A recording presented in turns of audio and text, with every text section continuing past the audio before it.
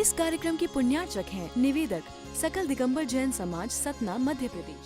वर्तमान शासन नायक श्री वर्धमान महावीर भगवान की परम पूज्य आचार्य गुरुवर श्री विद्यासागर जी महाराज की वैराग्य शतक इस ग्रंथ के माध्यम से हम बहुत आगे बढ़ गए हैं। 80वीं नंबर की गाथा पर पहुंच गए हैं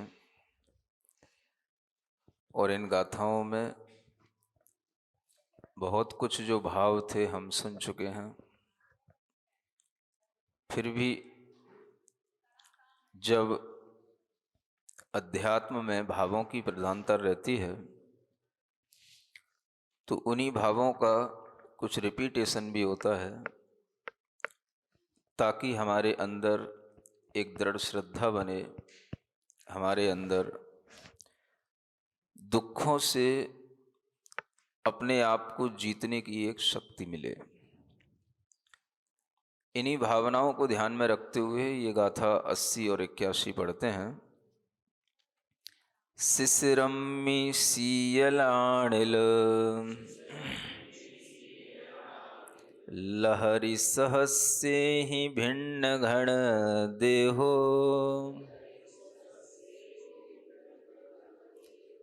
तिर्यत्तणम्मिरण्ये अनंत सोनिहणमणोपत्तो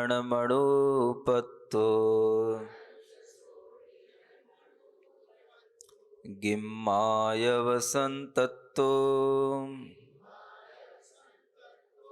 रण्येच्छुह्योऽपि वासियो बहुसो संपत्तो तिर्यभवे मरणदुहं बहुविशूरन्तो।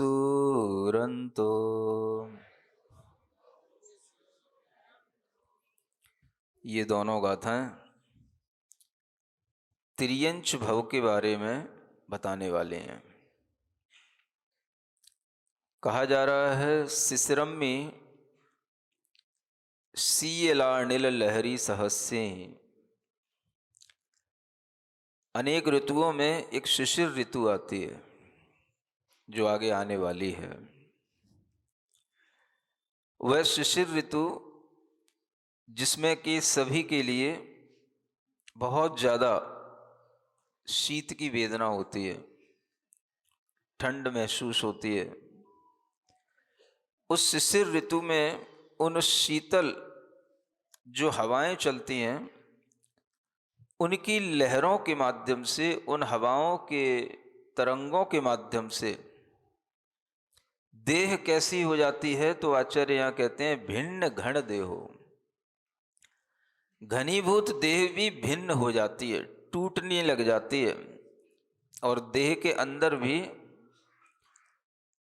अच्छे अच्छे जो हाड़ होते हैं उनमें भी फूटन पड़ जाती है। हाड़ फूटन सुना है? ठंड में वे हाड़ भी टूटने लग जाते हैं, फूटने लग जाते हैं। स्वस्थ होते हुए भी व्यक्ति के लिए हड्डियों में दर्द होने लग जाता है, घुटनों में दर्द होने लग जाता है, कमर में दर्द होने लग जाता है। जहां पर वह हड्डियां जुड़ती हैं उन स्थानों में दर्द होने लग जाता है।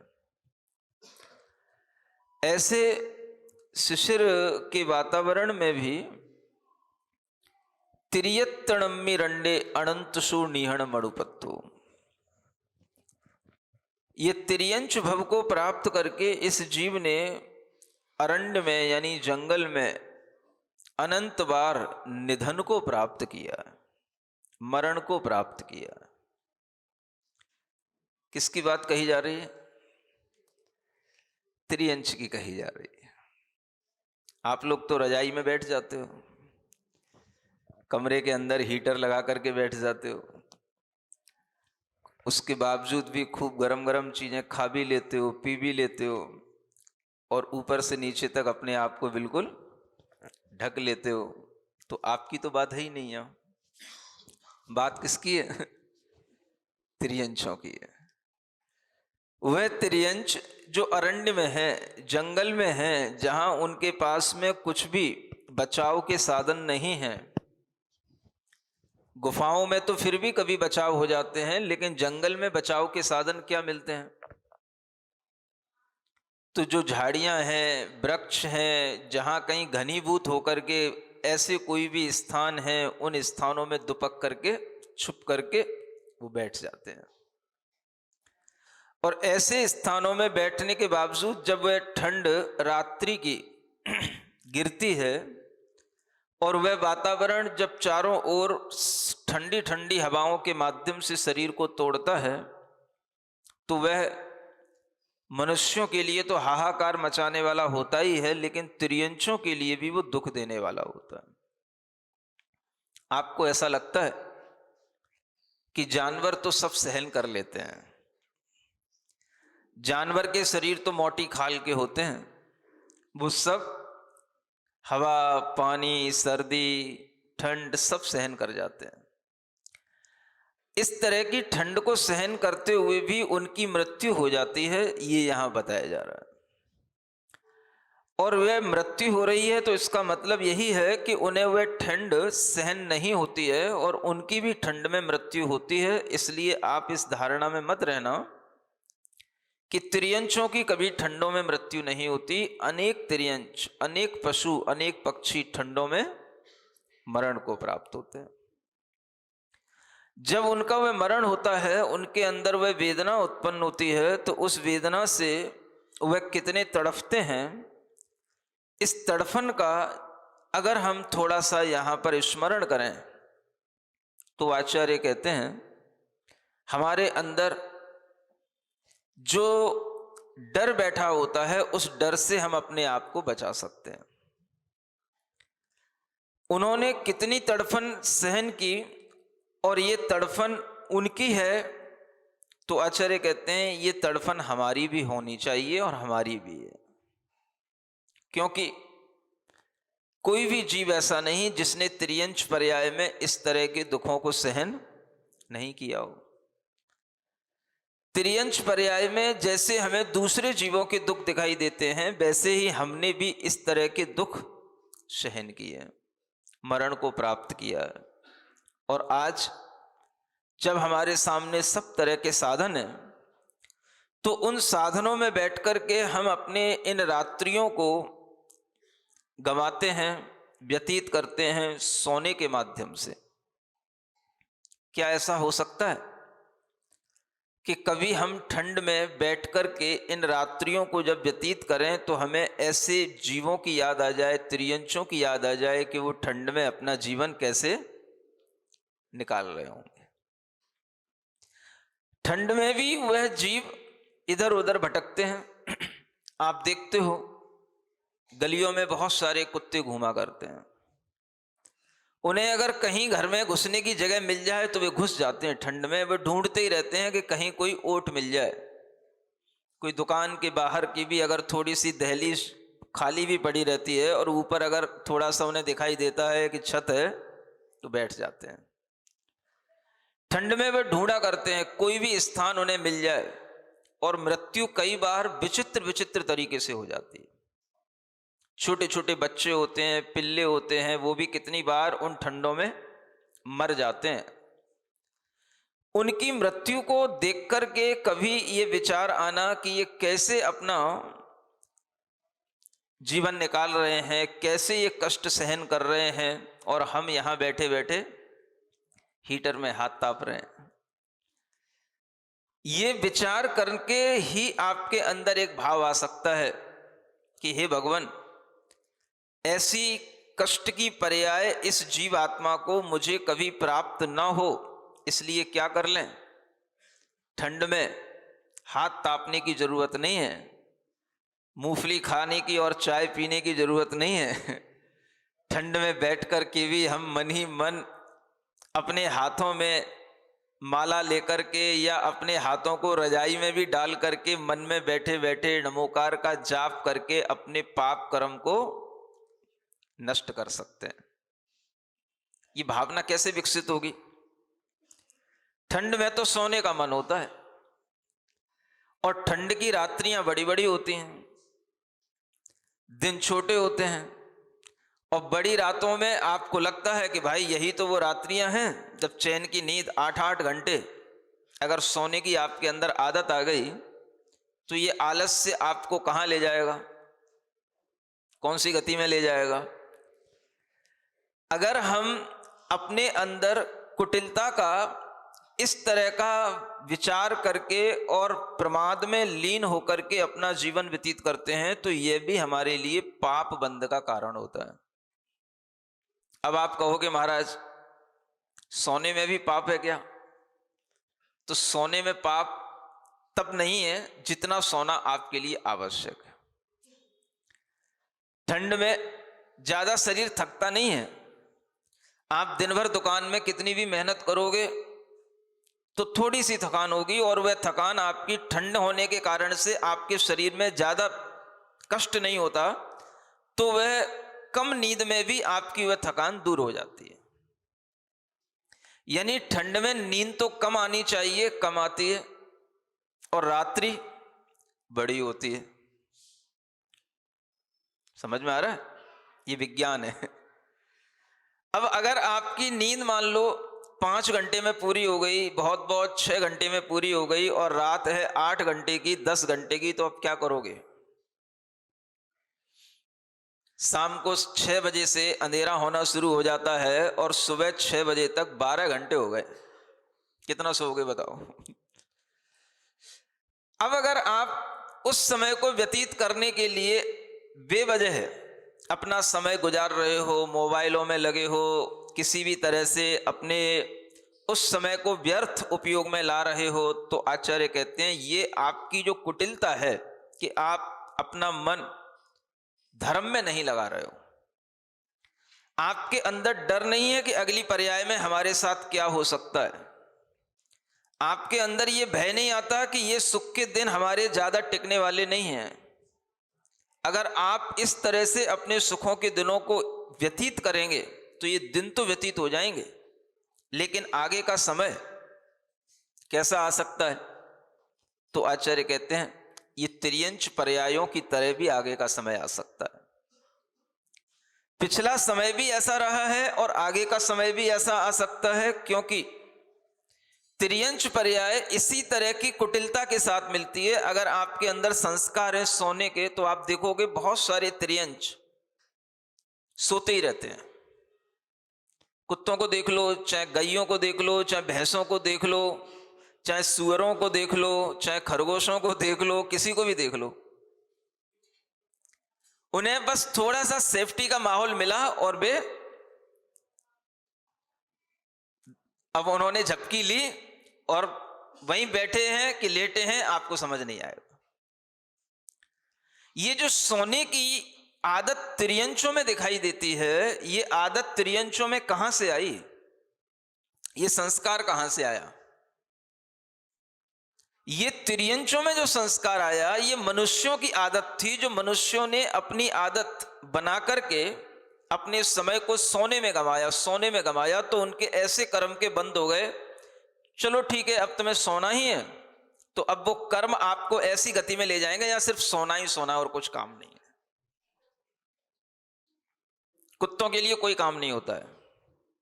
सूकरों को देखोगे आप, सूकरों के बच्चों को देखोगे, उनको कोई काम नहीं होता, बस वे झुंड के झुंड में पड़े पड़े बस सोते रहते हैं। सो अब कितना सोना है?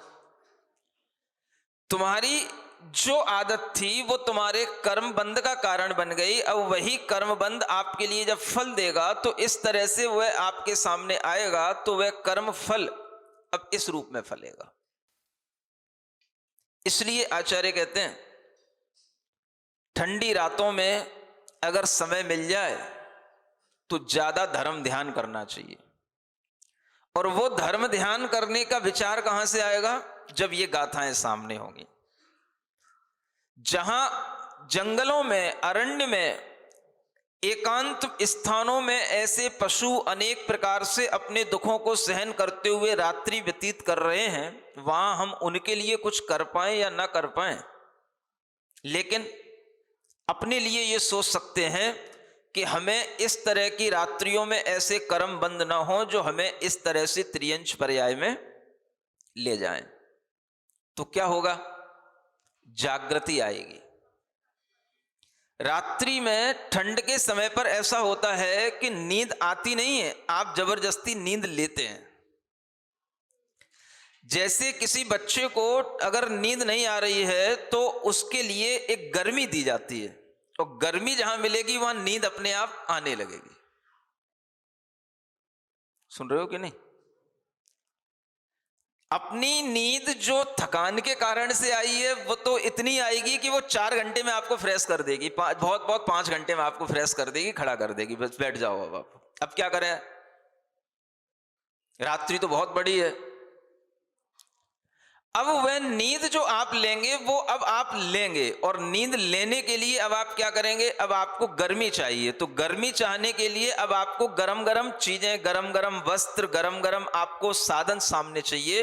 वो जब आपके सामने होंगे तो फिर आप पड़े रहेंगे, गर्मी से नींद आने लग जाती है। अगर हम जबरदस्ती भी अपने लिए गर्मी देंगे तो वो नींद आने लगेगी, लेकिन वो नींद अब आना नहीं चाह रही है, अब आप जबरदस्ती बस पड़े रहना चाहते हैं। और ये जो आपका प्रमाद है, ये प्रमाद ही आपके लिए दुख का कारण बनेगा। हमेशा ये ध्यान रखना चाहिए कि हमारे सामने 2 चीजें होती हैं। एक सुखद चीजें होती हैं जो हमें सुख देने वाली होती हैं, और एक हितकारी चीजें होती हैं जो हमारा हित करने वाली होती हैं। कौन सी 2 चीजें? एक सुखद और एक हितकर, 2 चीजें होती हैं। सुखद चीजों में हमें सुख मिलता है, और हर सुखद चीज हमें शुरुआत में सुख देती है, लेकिन बाद में उसके परिणाम हमें दुख के रूप में भोगने पड़ते हैं। हितकारी चीज के साथ क्या होता है? हितकारी चीज जो होगी वो आपको शुरू शुरू में थोड़ा सा दुख देगी, लेकिन बाद में सुख देने वाली होगी। ये निर्णय आपको करना होता है कि हमें सुखद चीजों के साथ जीना है कि हितकारी चीजों के साथ जीना है। हमें अपने जीवन में सुख का समय ज्यादा देखना है कि हित का समय ज्यादा देखना है। ये निर्णय किसके ऊपर है? वो आपके ऊपर है। सुखद क्या है? नींद खुल गई, नींद नहीं आ रही है, फिर भी जबरदस्ती कंबल मुंह के ऊपर डाल लिया, रजाई डाल ली, फिर भी जबरदस्ती सो गए। नहीं आ रही है नींद, थोड़ी सी ठंडी लग रही है, फिर चाय पी ली बीच में, फिर रात में फिर उठ गए, फिर खा लिया, नींद आ जाए। ये क्या है? ये आपके लिए बड़ा सुखकर लग रहा है महाराज। सोने का जो मजा है वो आप क्या जानो, आपके पास ना बिस्तर है ना आपके पास वस्त्र हैं, आपके जीवन में तो सोने का भी आनंद नहीं है। जो सुखकर लगता है, जो सुखद है, वो आपके लिए अभी सुखकर लग रहा है, लेकिन उसका भविष्य क्या है? तो आचार्य कहते हैं ये भविष्य हो सकता है। जब उस पर्याय में पहुंचे तो वहां पर भी अब क्या मिलेगा? वहां पर वही मिलेगा जो इस पर्याय में आपने चाहा। बस नींद चाहिए। अब देखो, सूकर के बच्चे होते हैं, कुत्तों के पिल्ले होते हैं, बस सोते ही रहते हैं, सोते ही रहते हैं, और उस ठंड में सोते सोते ही मर जाते हैं। बड़े भी अगर हो जाते हैं, चाहे वो कुत्ते हों, चाहे सूकर हों, चाहे वो कोई भी और गाय के बछड़े वगैरह हों, बड़े होने के बावजूद भी वो सोने में ही अपनी समय निकालने की कोशिश करते हैं। वो उनकी मजबूरी होती है कि उन्हें इधर उधर घूमना पड़ता है, कि भ्रमण करना पड़ता है, लेकिन अगर उन्हें मौका मिल जाए तो वे एकांत चाहते हैं। उन्हें बस मिल जाए कि यहां कोई आसपास ना हो और स्थान सुरक्षित हो।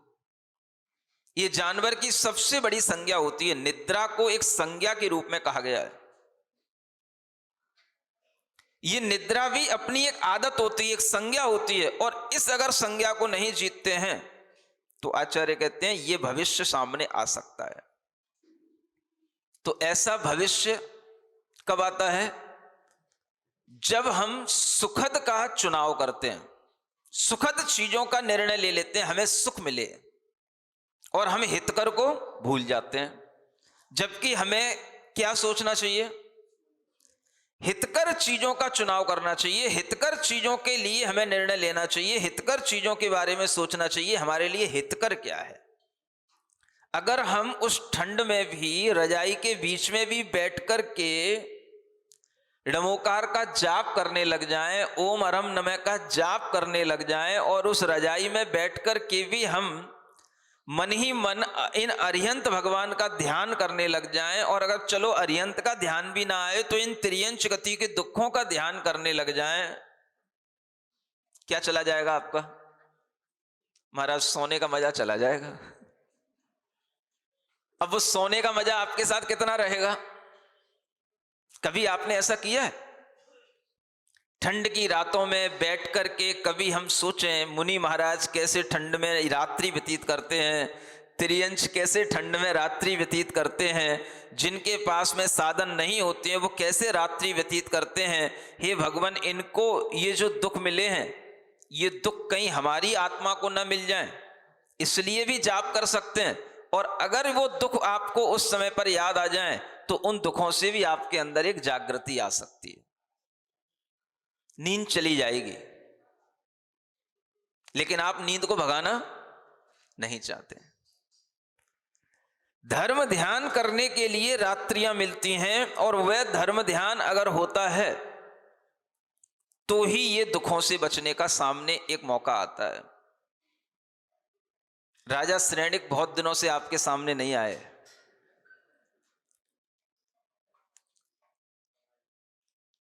ये कुटिलताएं कई बार मन के अंदर आ जाती हैं, और ये कुटिलताओं के साथ में जीवन आपके साथ निकलता चला जाता है, और आप देखेंगे कि इन कुटिलताओं में भी बड़े बड़े राजा बह जाते हैं। त्रियंच गति की प्राप्ति किससे होती है? ये कुटिलताएं, मन की कुटिलताएं। आपको बताया गया था कि राजा श्रेणिक ने अपने जीवन में जब जैन धर्म के बारे में सीखा, जैन मुनियों को देखा, तो उसके बावजूद भी वह फिर से एक बार उनके मन में विचलन हो गया। इतना बताया था आपको। बौद्धों के कहने से उन राजा के मन में फिर से विचार आ गया कि हम जैन मुनियों की और परीक्षा करते हैं। तो उन्होंने क्या किया? घर में जहां पर जैन मुनियों को लाकर के उन्हें आहार आदि कराया जाता है, उस स्थान पर उन्होंने कुछ गड्ढा खोद करके वहां पर अपवित्र जो हड्डी वगैरह होती हैं, ऐसी वस्तुएं वहां पर भरवा दी। सुन रहे हो? अब ये प्रक्रिया उस समय की है जिस समय पर अवधि ज्ञानी हुआ करते थे, प्रत्यक्ष ज्ञानी मुनि महाराज हुआ करते थे। आज के समय के ये परीक्षा के तरीके नहीं है, ये उस समय की परीक्षा के तरीके हैं। अब उन्होंने देखा कि ये चेलना बहुत कहा करती है कि हमारे मुनि महाराज दिव्य ज्ञानी होते हैं, इस भव की भी बात जान लेते हैं, उस भव की भी बात जान लेते हैं, तो चलो एक बार और देखते हैं कि ये हमारी बात तो जान लेते हैं, लेकिन यहां आसपास भी कुछ है, उसकी भी बात जानते हैं कि नहीं जानते। तो ये सोच करके उन्होंने क्या किया कि जो रसोई घर था उसके आसपास, उस रसोई घर के किनारों पर उन्होंने इस तरह का अपवित्र वातावरण तैयार कर दिया। ये पता पड़ गया चेलना को, और उन्होंने उस स्थान को ढांक दिया। राजा श्रेणिक ने अपनी चेलना से कहा कि देखो, कभी भी अगर मुनि महाराज आए तो उन्हें पड़गाहन जरूर करना, उनको आहार जरूर कराना, और मुझे बता देना, मैं उनको आहार कराऊंगा। जब रानी चेलना ने यह बात राजा के मुंह से सुनी तो उसे बड़ा आश्चर्य हुआ, और उसे लगा कि ये अभी भी कुछ थोड़ा सा मन में शंका रखे हुए हैं, अभी भी ये परीक्षा लेने के विचार में है। संयोग से एक दिन 3 मुनि महाराज उनके घर के सामने आए। रानी चेलना को पता पड़ा। अब वो सोच में पड़ी कि इन मुनि महाराज को हम कैसे ज्ञात कराएं कि ये राजा परीक्षा लेना चाहता है और इनकी परीक्षा में कहीं ये जैन धर्म को बिल्कुल ही ना छोड़ दे, ऐसा कुछ ना हो जाए। तो ऐसा ज्ञान करने के लिए उसने मन में विचार किया कि मुनि महाराज के पास में मति ज्ञान होता है, श्रुत ज्ञान होता है, किन्हीं किन्हीं के पास अवधि ज्ञान भी होता है, और राजा परीक्षा ले रहा है अवधि ज्ञानियों की। और मुनि महाराज अगर मति ज्ञानी श्रुत ज्ञानी हैं तो वे जो चीजें अवधि ज्ञान से दिखाई देती हैं वो दिखाई देंगी नहीं। तो उन मुनि महाराज को आहार के लिए जब वो आ रहे थे तो रानी चेलना ने उनके सामने ऐसी 3 उंगलियां की। सुन रहे हो? उन 3 उंगलियों को देख करके उन मुनि महाराज ने समझ लिया कि ये क्या कहना चाह रही है। मतलब ये था, अगर आपके पास में 3 गुप्तियां होंगी तो तीसरा ज्ञान भी होगा। जिसे कहते हैं मनोगुप्ती, वचन गुप्ती, काय गुप्ती। अवधि ज्ञान होगा तो आप ये देख पाओगे कि यहां राजा ने क्या कर रखा है, और अवधि ज्ञान नहीं होगा तो आपको ये सब चीजें देखने में आएंगी नहीं। तो मुनि महाराज 3 आए और तीनों को उसने 3 उंगलियां करके दिखाई, और तीनों मुनि महाराज लौट गए उसको 2 उंगलियां दिखा करके। क्या दिखा करके? 2 उंगलियां दिखा करके। माने हमारे पास में 3 गुप्तियां नहीं है, 2 गुप्तियां हैं, या यूं कह लो कि हमारे पास में 3 ज्ञान नहीं है, 2 ज्ञान है। हम मति ज्ञान और श्रुत ज्ञान वाले हैं। तुम्हें आहार कराना हो तो कराओ, नहीं कराना तो मैं जा रहा हूं। समझ आ रहा है? और 3 मुनि महाराज आए और लौट गए। फिर एक मुनि महाराज आए और उस समय पर फिर उसने 3 उंगलियां दिखाई, तो वो मुनि महाराज पड़क गए। उनको अवधि ज्ञान था, और वो पढ़ करके जब वो अपने स्थान तक पहुंचे तो वहां पहुंच करके लौट आए। और जब लौट आए तो लौटते समय राजा शरण्यक ने पूछ लिया, महाराज क्या हो गया? तो महाराज ने कहा, कुछ नहीं, आपका ये जो स्थान था वो अपवित्र था, इस कारण से वो हमारे आहार के योग्य नहीं था, हम इसलिए लौट आए।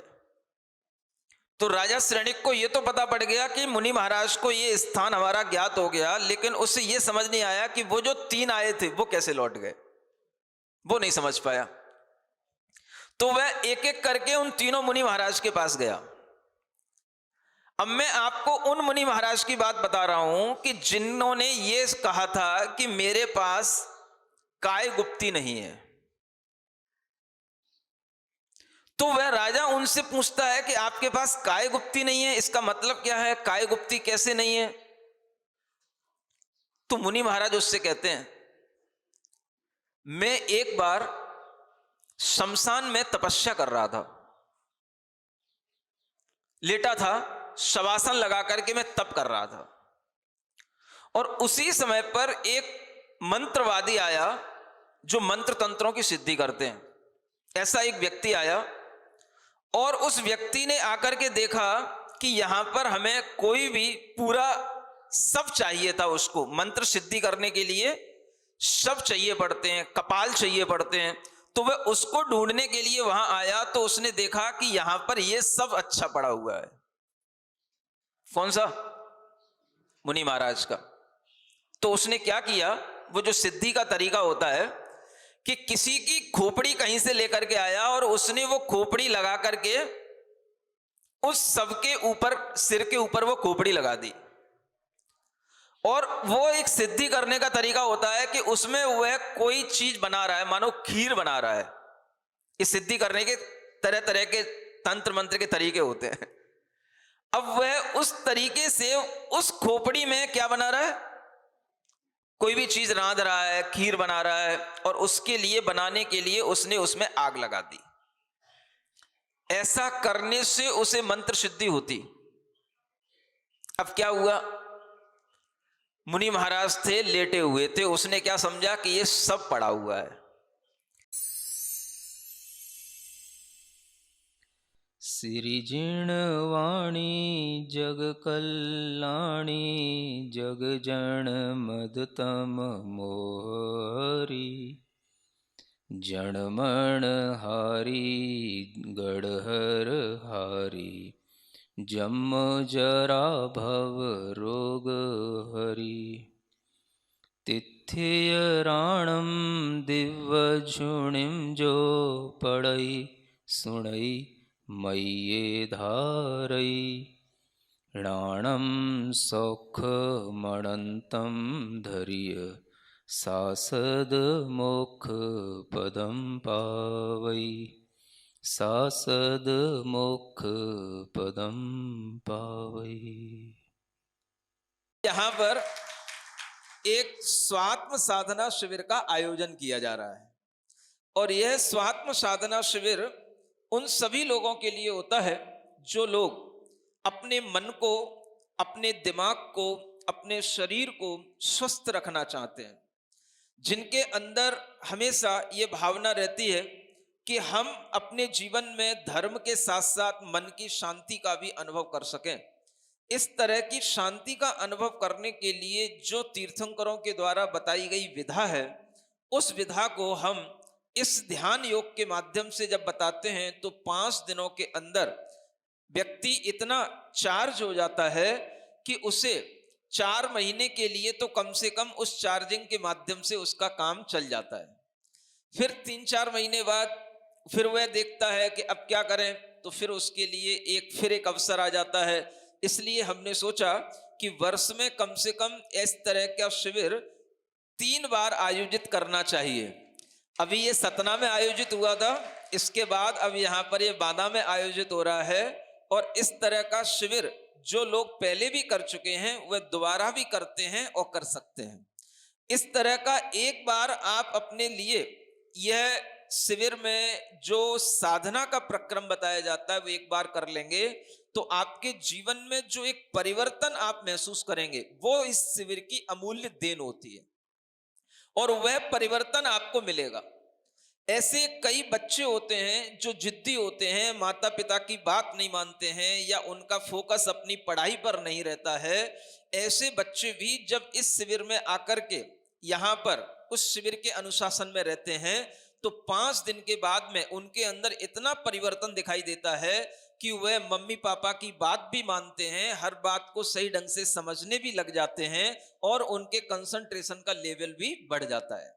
अनेक तरह के फायदे जो बिजनेसमैन होते हैं, अपने ऑफिस में काम करते करते थक जाने वाले लोग होते हैं, उन्हें अगर कोई एक आराम की जगह मिल सकती है तो वह स्वात्म साधना शिविर ही होता है। इस शिविर में आपका घर से कनेक्शन टोटली डिस्कनेक्ट हो जाता है।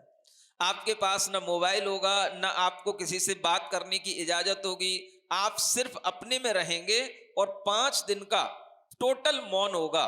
इसे त्रिगुप्ती मौन के नाम से कहा जाता है और इस तरह से वहां पर साधना करते हुए आपको अपने सीमित वस्त्रों में जो वहां पर भोजन पान आदि दिया जाता है उसी भोजन पान के साथ अपने आप में कैसे आनंदित रहें, ऐसे अपने आप में आनंदित रहने की एक कला सिखाई जाती है और इस कला को जो व्यक्ति जीवन में एक बार सीख लेता है उसे जीवन में कभी भी फ्रस्ट्रेशन, डिप्रेशन इनका शिकार नहीं होना पड़ता और उसके जीवन में कितने भी तरह की विपरीत परिस्थितियां आए वो अपने आप को उस परिस्थिति से उबारने की उसके अंदर एक शक्ति आ जाएगी। ये इस शिविर की गारंटी रहती है। इस तरह की जो ये प्रक्रिया है, इस प्रक्रिया में जो भी लोग शामिल होते हैं उन सबके अंदर एक बहुत बड़ा परिवर्तन आता है। व्यवहार में परिवर्तन आता है, बोलचाल में परिवर्तन आता है, एक्टिविटी में परिवर्तन आता है, सोच में परिवर्तन आता है। इस तरह से एक भीतर से जब व्यक्ति के अंदर परिवर्तन आता है तब उसे अपने अंदर ये महसूस होता है कि हमें जीवन में अब सक्सेस मिल रही है। सक्सेस को अनुभव करने के लिए भी हमें भीतर से अपने आप को तैयार करना पड़ता है। जब तक हमारी भीतर की फिटनेस अच्छी नहीं होगी, इनर पर्सनैलिटी अच्छी नहीं होगी, तब तक हमारा बाहर का कोई भी तरीके का सक्सेस हो जाना भी अनसक्सेस जैसा ही होगा। क्योंकि जीवन कैसे जिया जाता है इसको सीखने के लिए हमें इसी तरह के शिविरों में आना पड़ता है। इसलिए आपके लिए यह एक बहुत बड़ी देन है, यह एक बहुत बड़ा अवसर है कि आपको अपने बांदा में ही ये 5 दिनों का यह स्वात्म साधना शिविर करने का एक चांस मिला है, इस चांस को आप खोए नहीं। अपने जो भी रिश्तेदार हैं, बेटे बेटियां हैं, जो भी लोग आपको समझ में आते हैं, उनको इस शिविर में ला करके एक बार उनसे और स्वयं अपने को भी इस शिविर में भर्ती करके ये देखने की कोशिश करें कि हमारा कितना सुधार इस शिविर के माध्यम से होता है। डॉक्टरों के पास जाकर के आप हफ्तों हफ्तों लाइन में खड़े रहते हैं, आपको डॉक्टरों के पास जाने की जरूरत ही ना पड़े, बीमारियां आपके घर में आए ही ना, आपके शरीर में किसी भी तरह के रोग होए ही ना, इस तरह की चिकित्सा पद्धति हमें पहले से ही सीख लेनी चाहिए। और जो लोग पहले से सीख लेते हैं वो समझदार होते हैं, और जो रोगी होने के बाद सीखते हैं वो थोड़े से कम समझदार होते हैं। लेकिन जो बिल्कुल ही सीखना नहीं चाहते हैं वो पूरे ना समझदार होते हैं।